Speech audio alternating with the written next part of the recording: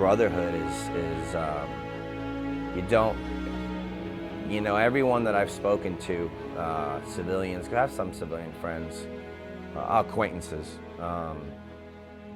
they don't have it, and to be honest, I can't trust. I think there's different levels of trust, and I think that, like, I could trust, my ex-wife to a certain extent, but at the end of the day, we didn't get shot at together, like we weren't in the same trucks getting blown up. Like it's, if shit hit the fan, like I don't know if she's gonna, do I really know if she's gonna take care of the children or not? I don't know. I don't know. You never really know. But when you come here and you come to places like this, regardless, sifting through all the bullshit, at the end of the day, everybody's been through something. This is my first time being around vets, talking to other vets. I've got one buddy of mine that we speak, but we don't speak about anything but, hey, how are you? How's your family? And that's it. But when I first got here, I was kind of in my shell, and because I've got this feeling that, yeah, I'm dealing with issues, I got injuries, but their injuries, their issues may be a lot more than mine. Who am I to be putting myself in their category or in the same boat with them? But when everybody started talking, it was a sigh of relief. You know how hard it is to find somebody to talk to that can say, buddy, I did the same thing. Buddy, I know what you're talking about. I've been there. I know it. I know the night sweats. I know this is what I've done to try to help me kind of go from a 10 to a 4. So this is what I do. And to compare stories, it never fails when you get a Army, Navy, Air Force, Marines together. We kind of poke fun at each other, but down to the nut cutting, we absolutely will take care of each other, and you see that here. And this is my first time having to experience that, and it's great. That's great because I know I can walk away from here and I'll have everybody's phone numbers, everybody's emails, and been able to talk to. And I told myself when I come up here, I was not doing a group deal. Don't want nobody knowing my business. I don't want people knowing what's going on with me. But every minute you spend with these guys, you can't help but to open up. I mean, these guys are great. You get to reconnect with guys that you may not know, but you have that common bond. You have that trust because you know how they feel. You know how you feel, and you know that you can open up to them with whatever's bothering you, and they're going to be there no matter what. And I mean, just being here just the past couple days, I don't know anybody here, but I connected with a guy who was in the same regiment that I was in, and we know the same people. And so that takes the relationship and that trust to another level that, that you can't really find with anybody in the real world. Coming here was just something to look forward to.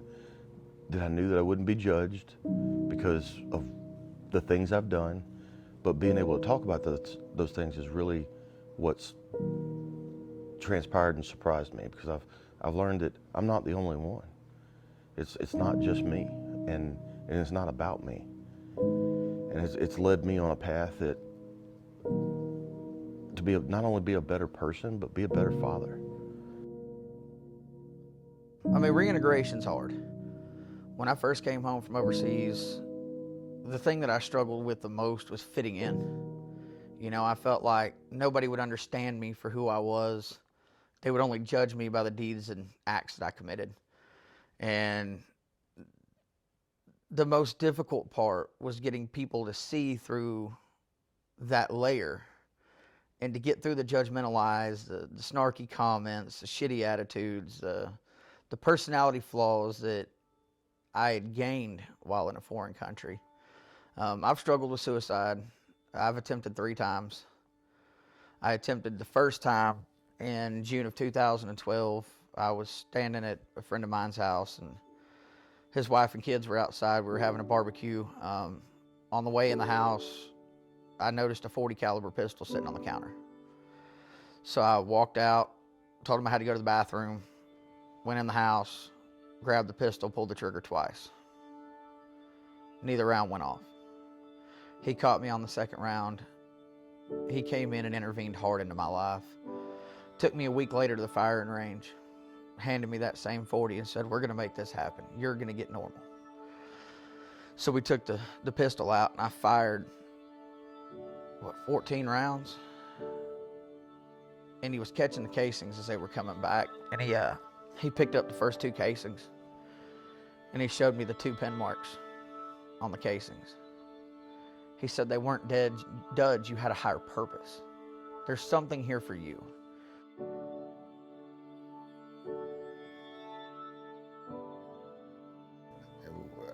We get trained to go to war. We don't get trained to come back. So when you do things repetition for so long, you can't undo it. You can't unsee what you've seen. This country's laid dormant for so long, and not having a conflict, the generational gap between, let's say, Desert Storm, Vietnam, now Iraq, people are just not used to it, and nothing to be scary about. Just because we have PTSD is not that we're going to flip out and just go crazy or anything like that. It's just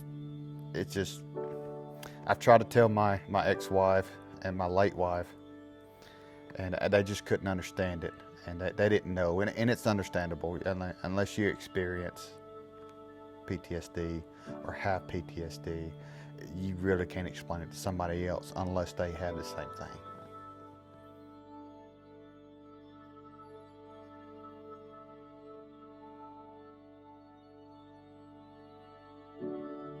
I also take very seriously the ability to ask questions to other guys. Hey man, what have you done that has worked? What have you done that hasn't worked? And you know, in most cases it's, you know, some guys like, I tried group therapy, I didn't like it. I tried one-on-one therapy, I didn't like it because I felt isolated. I tried, you know, prescription medicine, I've tried all these things. And for a vast majority of the guys, most of it doesn't work. And I think it doesn't work because how do you actually process and comprehend what you actually just went through? I mean, we're born in this society of, you know, thou shalt not kill. And for a lot of people, you could twist that one way or another. And I feel like there's a lot of guilt that is tied into post-traumatic stress. And I think part of it too is, you know, a lot of people say PTSD. And I like to drop off the D because I don't want to look at myself in the mirror and go, man, I'm diagnosed with a disorder, because that gets in my head. I look at, yes, I suffer from post-traumatic stress. The things I did, yes, they stress me out, but it's not in a capacity of like, oh my gosh, I have all this work to do, I'm stressed out, I have to get it done to meet a timeline. It's more of, how do I find mental freedom in my everyday activities so that I can live as normal of a life as possible, just like everyone else. I remember getting to the hospital. I remember getting an ambulance, and they got me to the hospital, and I stayed in the ICU for 3 days to detox. And while I was there, the only people that called or came to check on me was Chris Montz, Alan Cook, Trung, and Daniel Williams. And in that moment, Daniel said, listen, dude, no matter how bad it gets, call me. Here's my number. Do what you have to do. Well, the VA was going to send me to Tuscaloosa and actually send me to another facility without telling my family. So they spent the next 24 hours trying to find out where I was. I didn't know where I was. I had no clue. I knew I got in a van and went somewhere, but everything was a blur. You know, I was coming off of a lot of alcohol, I was coming off of a lot of physical and mental and emotional just pain. And I started struggling again with alcoholism. And my wife gave me an ultimatum. She said, either you quit or I'm out. I can't put up with you anymore. Your shit's enough. Your antics are over. And I couldn't see myself losing the best thing that had ever happened to me. But at the same time, I was selfish. And one night I called Daniel. I said, hey, man, do you got a place to stay? Jessica just kicked me out. He said, man, I've got my kids this weekend, so my house, not this weekend. He said, let me call my boss. So he called his boss, and his boss said, yeah, send him. I was a man's man. Ain't nothing bothering me. I can handle whatever. I can do it. I'm not talking to anybody. I'm not doing anything. They're gonna think I'm a wuss. I feel less of a soldier, and that was a bad thing to do. Ended up getting a divorce. Totally my fault. Triggers happen. People riding my butt tailgating. I can't stand that to this day. Because when you're over in Iraq and you're in a convoy, nobody gets around you. That is your mobile embassy. Nobody touches you. To this day, I will absolutely lose my mind if somebody gets, and it's to me, I'm thinking they're disrespecting me. Who are you to get this close to me?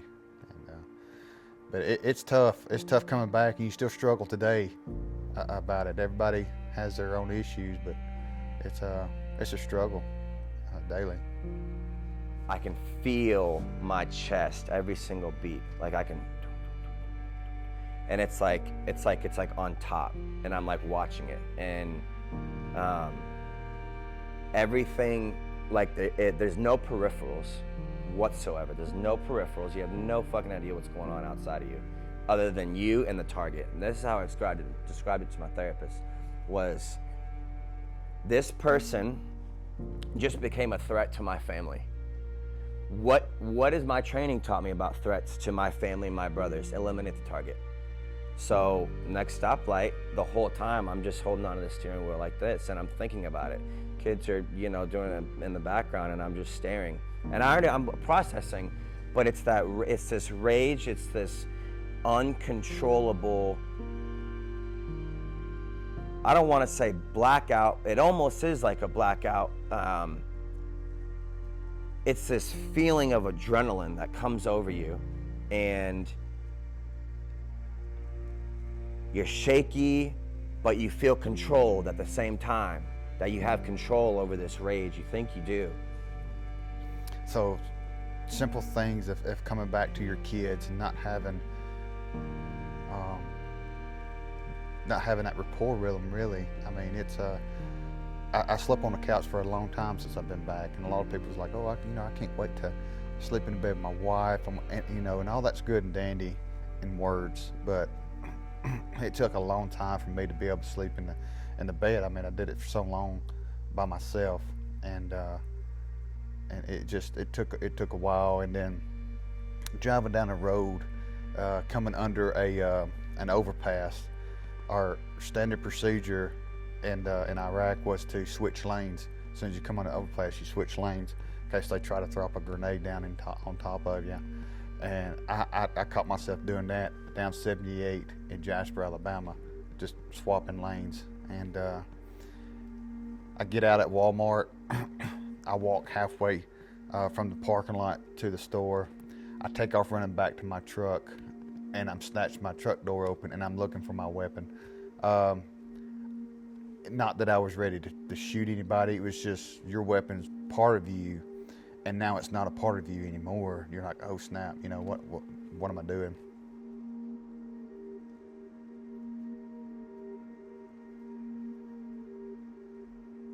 There's a quote that I studied. It was R.W. Emerson, and he said he was convinced that people hold on to their hate because their soul recognizes the pain they would have to deal with if they let go of it. And I've held on to that in Scripture. Everything that I've done is dedicate my life to Jesus Christ, and I make mistakes every day, and it's hard to forgive yourself. The Army teaches you to be a perfectionist, that if you make a mistake, you die. And to learn not to fear death has probably been the hardest thing for me in my life, because I've struggled with suicidal ideology the majority of my life from 16 on. There's a lot, but I would say one of the things is, to be frank, some of us don't want to get better. There's a certain mindset that comes with it that, we prefer to be left alone, and nobody really messes with us when, we're that, quote, what is it, the dysfunctional veteran, like nobody messes with you. And I mean, most days that's, who I am is I don't want people to just, mess with me, I guess. Man, I see all my buddies on Facebook, they're traveling the world, they're having kids, they're doing this. Well, how come it's not bothering him like it's bothering me? Why? What do you mean that he gets to go on this vacation and he's having fun out in this big public crowd and he's at this concert, but I can't go to a concert without having a panic attack? Like, why doesn't it bother him? And I think as a veteran, you beat yourself up because you were this, you had this big, tough personality, maybe even an inflated ego that drove you to be this rock star in your mind that conquered anything that came in your way for America. I think when we all get together, and even though you don't know anyone, you learn that you aren't alone. I'm not the only person out there with a struggle. And it's given me resources to help myself. And over the last year and a half, I've learned what humanitarianism is. And I've learned that I can still be a selfish human, but as long as I'm selfish in the proper way. And I've learned to donate my time to helping others because of the fulfillment that it gives me.